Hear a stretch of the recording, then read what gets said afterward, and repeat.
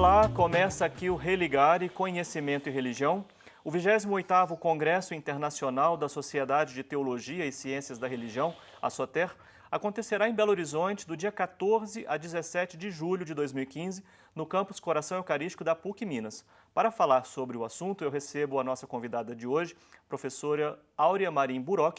Ela é presidente da comissão organizadora do evento.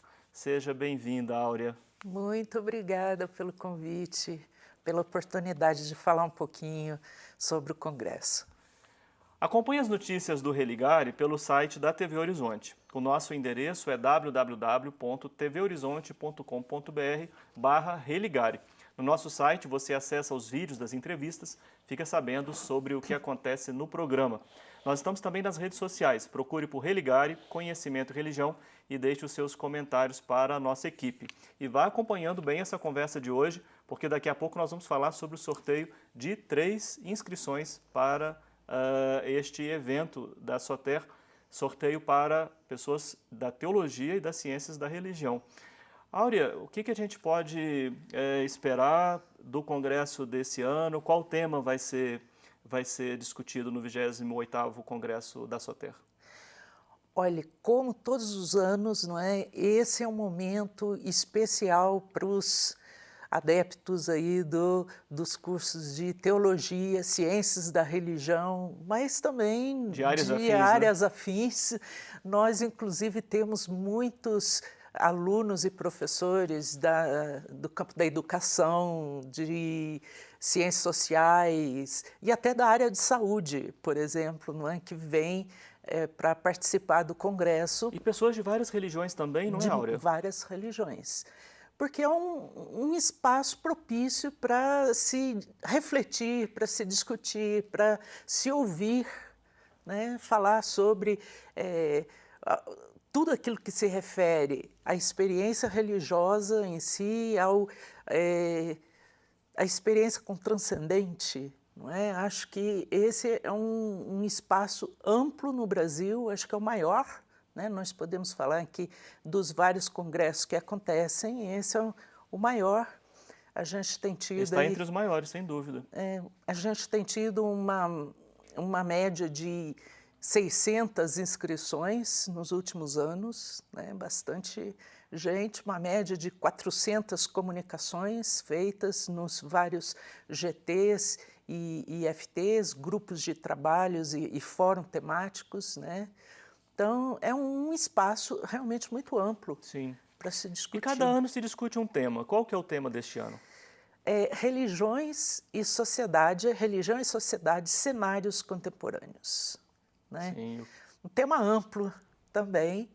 Nós temos 3 eixos de discussão: religião e secularização, primeiro eixo; segundo eixo, religião e globalização; e o terceiro eixo, religião e educação, para nortear um pouco, né, as reflexões e as discussões, os debates das mesas que nós teremos nesses 3 dias de congresso. Sim.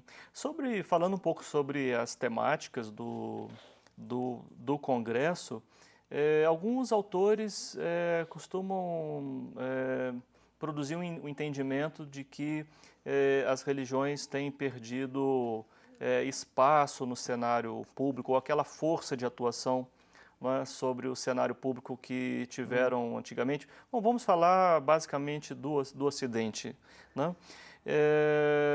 Mas ao mesmo tempo a gente vê um cenário religioso tão diversificado, tão plural, não é? Pois é.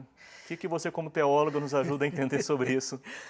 Pois é uma realidade paradoxal, não é? Porque realmente existem as 2 realidades ao mesmo tempo.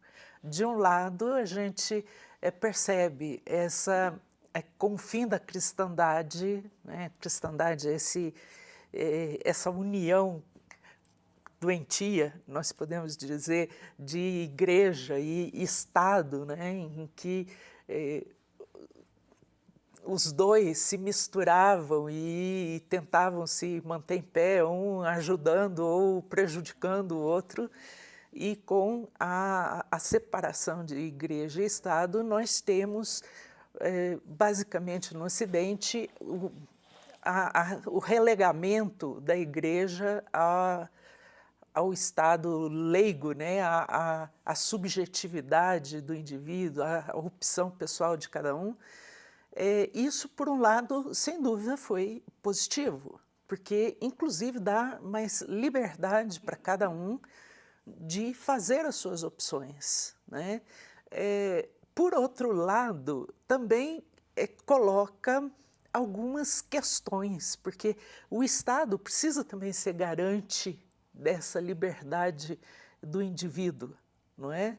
E o Estado leigo vai garantir essa liberdade do indivíduo e, ao mesmo tempo, garantir que o indivíduo tenha liberdade também de ter religião. Acho que os problemas fundamentais nascem daí, não é? Isso é a liberdade de não ter religião e a liberdade de ter uma religião e de manifestá-la. E a confusão que nasce disso aí, certo? Porque muitos podem entender que, como eu sou livre para ter a minha religião, eu quero manifestá-la e eu quero, ao mesmo tempo, que os outros se enquadrem dentro daquilo que eu penso. Aí reside um perigo, né? Aí é que entra o grande problema da liberdade, da alteridade, não é? Quer dizer, o Estado precisa garantir a liberdade religiosa, mas também deve diminuir, né, esse ímpeto de imposição de uns sobre outros no âmbito da religião. Sem dúvida nenhuma. Não é? E daí nascem outras questões éticas muito delicadas também, porque você veja, não é? Muitas religiões, as tradicionais, não é? Defendem valores ligados à vida, ligados à moral, e que depois vão influenciar também a esfera política, a esfera pública, né? Onde outros grupos vão reivindicar outras liberdades. Então, como o Estado vai poder articular tudo isso? Dentro da sociedade brasileira mesmo, a gente vê surgirem essas questões. Sim, nós vemos que a religião ou os discursos religiosos, esses discursos, as religiões, não conseguem mais produzir uma unanimidade. Não. O cenário é, de fato, plural. Muito plural. E aí está, não é, a dificuldade do ser humano trabalhar com a pluralidade, como diferente, né? Aí eu acho que entra uma questão do pensamento ocidental também, que é a descoberta da alteridade, né? E a gente entra de cheio na filosofia, na sociologia, na psicologia, que nos dão, não é, fundamentos para trabalhar muito bem com isso, e que, é claro, a teologia também, certo? Como se diz, subsidiada pela ciência da religião também, sem dúvida nenhuma. E as religiões têm um papel importantíssimo nisso, né?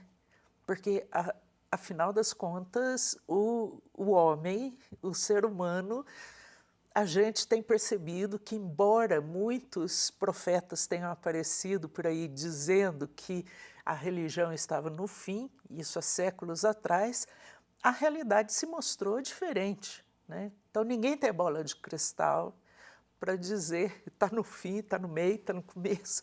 Isso no Está começo aí, não, né? está aí. E é uma realidade bastante dinâmica. Uma das características que você realçou da nossa época é essa subjetivação da religião, né? Você falou que com a separação igreja-estado, a experiência religiosa ficou bastante relegada à esfera da subjetividade.